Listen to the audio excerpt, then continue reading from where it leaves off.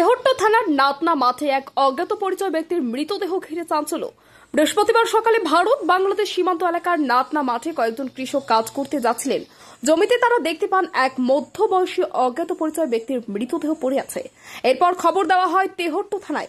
খবর পেয়ে ঘটনাস্থলে পৌঁছায় তেহট্ট থানার আইসি অভিজিৎ বিশ্বাস সহ পুলিশ কর্মীরা। এরপর ওই মৃতদেহ উদ্ধার করে নিয়ে যাওয়া হয় তেহট্ট মহকুমা হাসপাতালের মর্গে।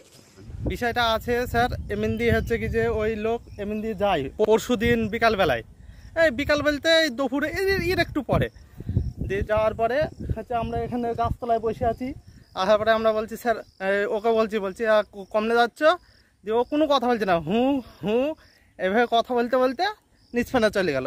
যে আমরা বললাম এদিকে মাঠ, এদিকে যাওয়া হবে না।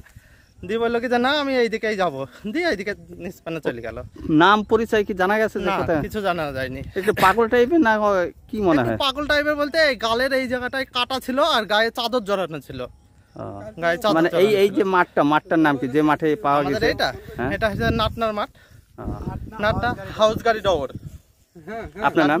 আমার নাম তাপস মন্ডল, বাড়ি নাটনা।